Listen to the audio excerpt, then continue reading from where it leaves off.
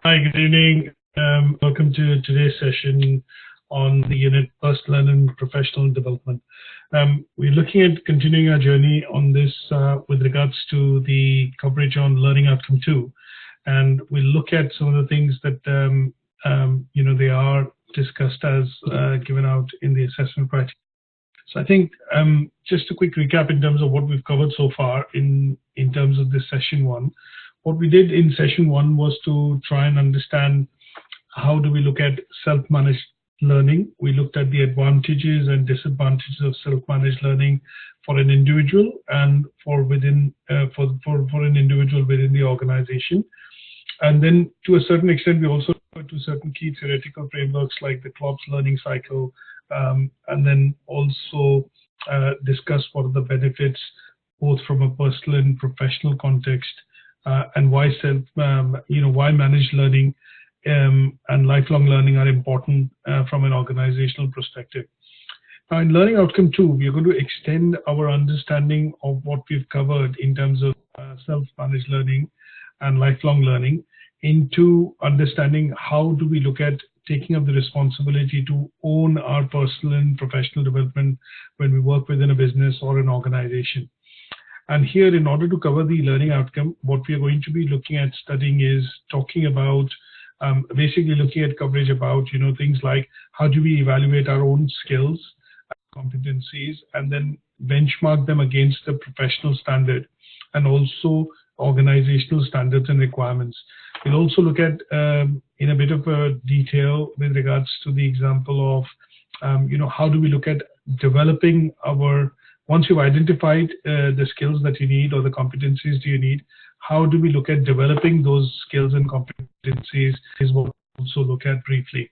And then once we've identified these opportunities that need development and or which basically are required when you work within an organization, what we want to be able to do is at some stage from the skills audit, the areas that we picked up in terms of skills that we need and the audit that we've done, what we want to be able to do is put that into some sort of a plan, which will basically be a developmental plan for us.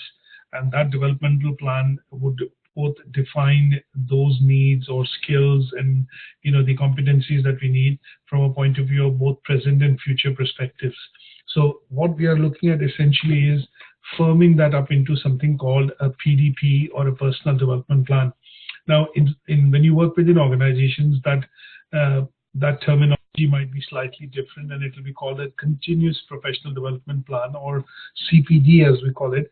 And the idea is that most organizations maintain a CPD plan for employees so that they are current and up to date with the skills and competencies required to be able to perform in their roles.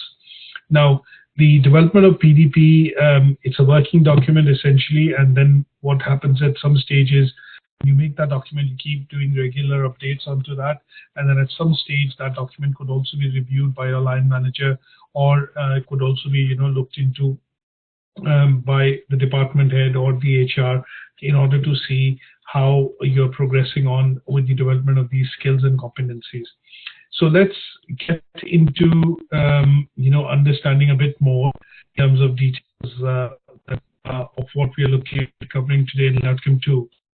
First of all, I think what I'll do is we'll take you through, my idea is to primarily take you through a bit of a presentation in terms of talking about the concept of, development. And here, the concept that we are going to be referring or alluding to would be primarily, continuous development. So let's look at a few slides in terms of covering and starting off with the definition of personal development. Now, in most cases, when we look at this particular word personal and development, what we are looking at is relating to the fact that we are looking at, things which are personal to ourselves in terms of both skills or competencies, and the development aspect of it is to kind of look at some of those skills or developing those skills and areas that we need essentially to perform our duties or roles and responsibilities. So personal development would include activities that improve awareness, they improve your identity, they help you develop your talent or your potential, and also build on the fact that they basically build on your human capital, or basically build on your existing experience which facilitates, better employment opportunities and also enhances your delivery when you work in delivery. When I say is productivity or efficiency when you work within the organization. Now, why it is personal? Because if you develop these skills, competencies, and build onto your experience, what it facilitates is better employment opportunities, which actually do a better quality of life, and also helps in the realization of your dreams and aspirations. So an example here would be that I am looking to be, say, for example, if you're working and you're employed within an organization, when you work as a manager, now in your personal development plan or in your scheme of things, what you're looking at doing is in the next 5 to 7 years, you want to move up to be a general manager, or you want to move up to be going into management. Now, because you're looking at that particular target, what you're looking at doing is continuously developing yourself in terms of the areas that you need skills on or experience on, and that will help you in the long run to realize your dream or the goal or objective which has been set to get into senior management position. So it is quite an important concept, which is what we study at this level, and this is something which then expands on to a full-fledged unit either towards the human resources development or training and development side, wherein it is a key area wherein people who work within the HR or HR related activities need to be able to instill this process of development within the employees or within the staff within an organization. A PD, personal development, when extended into some sort of a plan, or when you have some sort of a timeline against which you are going to work to improve certain things, whether it's skills, competencies, experience, practices, processes, that will then basically be extending into something called a plan, and that will be termed as PDP or personal development plan. Now, it is called also a plan of improvement. Sometimes within organizations, you also call it a plan of action. You also call it a corrective action plan, but the terminology varies because it varies according to the situation in which it is being used. But the idea central to the core is that you have a document, which is a working document, which identifies your skills, your gap areas, your weaknesses, and the threats, and that is then documented onto onto some sort of a planning document, which helps you work towards improving those skills and kind of polishing of those skills or competencies that you need. Now, the reason why this is a plan is because it's a journey document, it's a working document. It helps you, if it is created at a particular point in time, then at some time it can be reviewed. You can reflect on some of the activities, and with what you can look at is you can evaluate what successes you've got or how much progress you've made, and that is why this is a working document. Now, sometimes you think, and sometimes during performance appraisals or reviews that we look at, we tend to identify a lot of areas that are areas of gap or areas in which you do not have experience in. And this is something which is basically required, for further development, so that you as an individual are continuing to grow, but you're also picking up the skills required to be able to effectively perform in your job responsibility or your role within the organization. So existing performance evidence is not supporting, in some cases, would mean that you do not have those skills, and those are then documented into a PDP for you to be able to have a plan to work towards getting those skills or acquiring those skills. Now, sometimes when you start a plan, what will happen is you will basically start up with something in terms of basic questions, which will relate to and give you some clues in terms of how you start making this plan. So in terms of questions that we tend to ask sometimes would be things like, looking at by now in terms of the goal that you've set and what you want to achieve. Sometimes you'll also get what do I want to achieve or where do I want to be in a certain point in time. So for example, if you look at you are at an assistant manager or a manager level, where do you want to be in 2 years time, in 5 years time? And some of these questions are also asked to you when you go towards interviews within an organization. Now, when you know where you want to be and where you are now, what you want to then understand is what new skills, knowledge, attributes, experiences that you need to get to be able to get there. And then how much and what type of work would be required to get to those changes or get to acquire those skills, knowledge, and attributes. And then finally, what you also look at is things like how can you achieve those goals. So you put some SMART targets, which are, specific, measurable, achievable, realistic, and time bound, and then you map them against the relevant, opportunities that you want to pursue. So an example here would be that you want to say you're working within an organization and you want to work towards being a bid writer, for example. Now, as you know, bid writers have a certain amount of technical capability to be able to participate in bids, tenders, and write those documents. So what you will do is you do a current assessment using something called a skills audit template. And when you do that current assessment, it basically tells you where I am. Now, what you will do is, if you're wanting to be, say, for example, a bid writer, you are going to identify what are the key skills, which are required, what is the knowledge and experience do you require in that role, and how does your current, skill set, for example, your competencies, pair up in terms of being in that role. Now, when you look at defining some tangible parameters, what you will then do is you'll rate them on a scale of 1 to 5, and the rating will essentially provide you, some idea in terms of where you stand and how much work needs to be done. Now, when you do that skills audit, what you're effectively doing is you're answering questions like, where am I now and where do you want to be? So in the skills and knowledge that I want to acquire is what you'll put here, and again, you'll map them against, a rating scale of 1 to 5. And that will help you put some smart goals towards what you're working to be and to cover those areas by acquiring those fresh skills. Now, when we look at this as a process, it's a continuous process because you keep on basically, looking at something which is a cycle called PDCA cycle, which is plan, develop, review, and action. So PDSA or PDA, which is C, which means that you are looking at currently identifying the areas which you need development on. You're looking at planning or putting together a plan which will help you in consultation with your manager or maybe your supervisor, and then you put that plan in action. And once you put that plan in action, what you do is you need to develop or acquire some resources to be able to, acquire those. So it could be either self-study, attending some lessons, coaching or mentoring. It could be things that you're attending like training or seminars.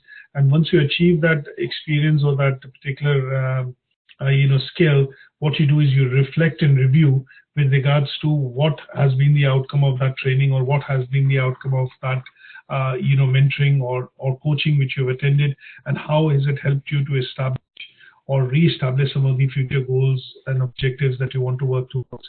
So the first part is identify. That means you do something called a development need analysis or skills audit, and this is what could be done through a SWOT document, which is identifying your strengths and weaknesses, and then or a skills audit document which you could use to get your audit done by, you could audit basically yourself, or the other would be to hand this document over to your peers and ask them to rate you on those parameters so that you're able to identify your areas in terms of need development. The second would be to plan, and planning is primarily looking at you're looking at prioritization of your goals. And because if you have lots of areas to improve on, you need to prioritize them in consultation with what are important areas and urgent areas and how they will be directly related to your job or your job opportunities that you need to seek or are seeking. And that is where planning comes in.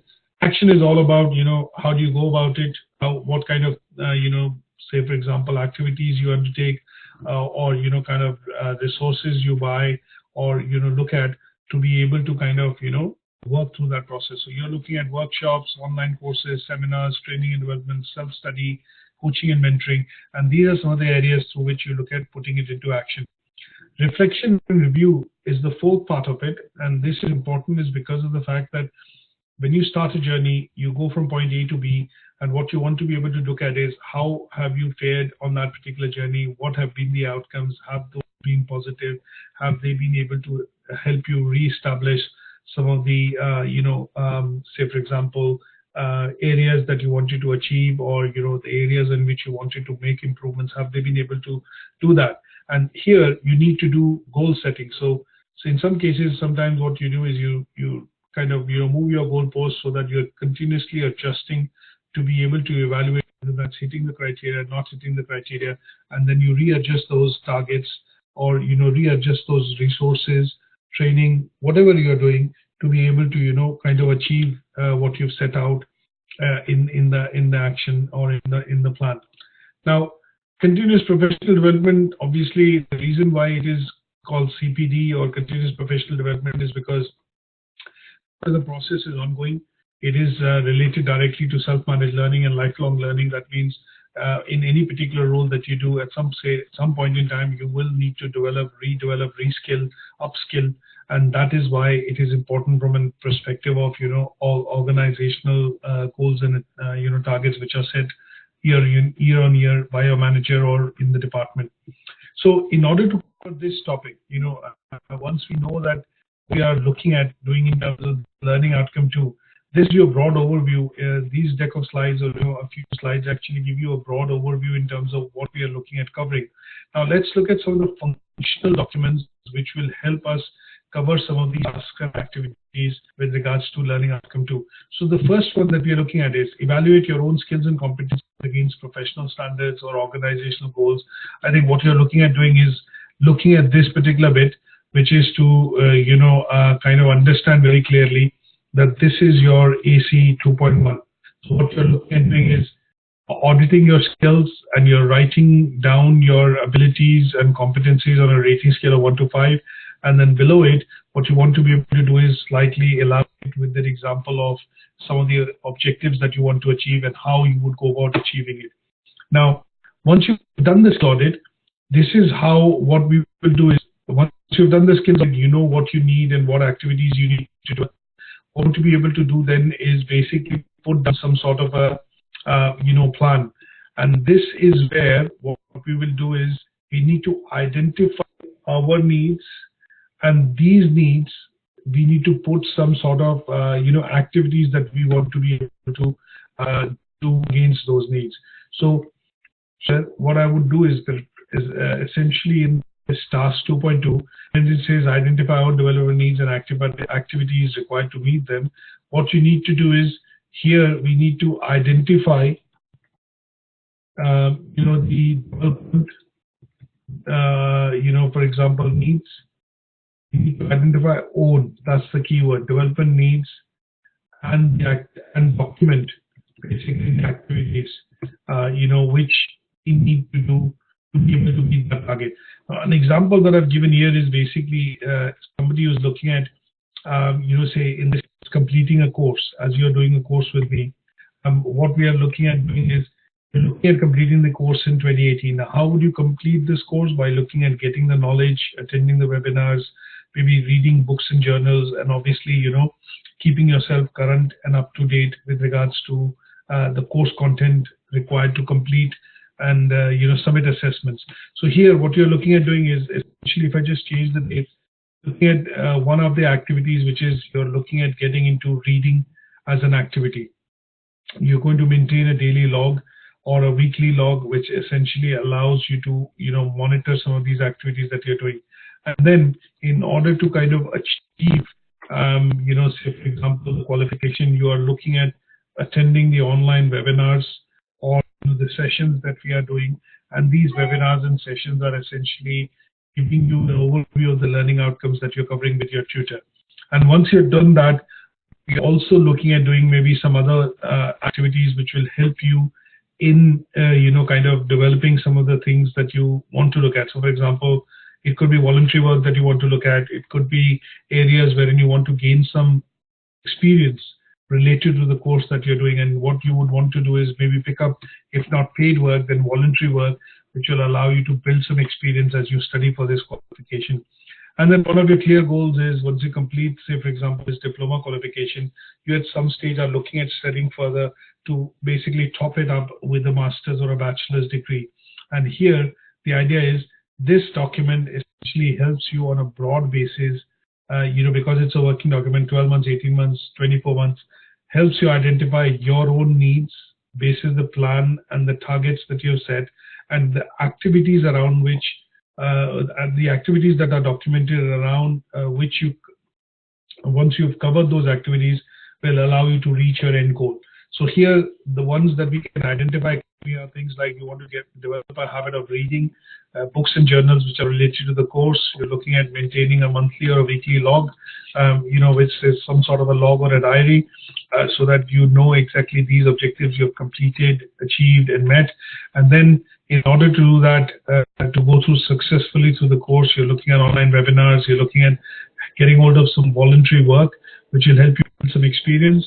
And then you're keeping an eye on the ball, which is from a long-term perspective, wherein you want to look at, topping this up to a bachelor's degree at some stage, and that is where you're identifying your own needs. Now, if I have to document this into a plan, because this is identification. Now, what I've done after the next step of, after identification, what we want to be able to do is develop these identified areas that I need to develop my, improve my skills on. I need to develop them into how they would relate to my current and future needs. And that is where we do begin to see the essence of developing of a document, which is like a personal development plan. So here, what you do is just looking at a template. There are lots of templates available, but they've just adapted something from CMI, Chartered Institute of Marketing, which basically talks about how we look at, the development of some of these activities into a plan. And that means that we're looking at basically creating a PDP, talking about things like, what are the personal development goals, start date and end date in terms of milestones that you want to, name it as, what resources or activities you're going to do. So in terms of organizational resources and personal resources, let's list them out and differentiate between the two. So in terms of organizational resources, we are looking at, assuming you're looking at doing this course, which is sponsored by your employer, you're funding it yourself, what you're looking at is resources on the library side. You could be looking at resources in terms of lectures, webinars, and, discussions, professional discussions with their tutor. On the personal side, you need things which will make these kind of activities possible. So you need maybe study material, you need to do a bit of time management, you need to arrange for finances even before you join the course. In some cases, you're looking at, even looking at basic things like the access to the internet and, those facilities in terms of infrastructure, which will help you get on with this journey. Now, what could be the problems that you can anticipate and what could be the anticipated outcomes is what can be documented in the last column. And here the idea is, if everything is going as per plan, this is what you'll end up achieving by the end date that you've set in terms of the timeline. Similarly, this then can be developed into a PDP, and because you have short-term and long-term plans, the PDP basically consists of both the short-term and the long-term plan, and it lists out your activities that you are planning around the major goals that you want to achieve, and they are documented in this particular template. So I'm going to send you a Word document of this, and the idea would be to try and develop your PDP, which will look at meeting the task 2.3 and 2.4, wherein you first develop the plan, and then at a stage later you basically create a plan which first you look at basically putting together, and once you put together a plan and document some of the activities which are required, you create that into a full deal plan with timelines, milestones, and achievable objectives, and the areas of risk which could kind of which you could encounter as you're progressing on this plan.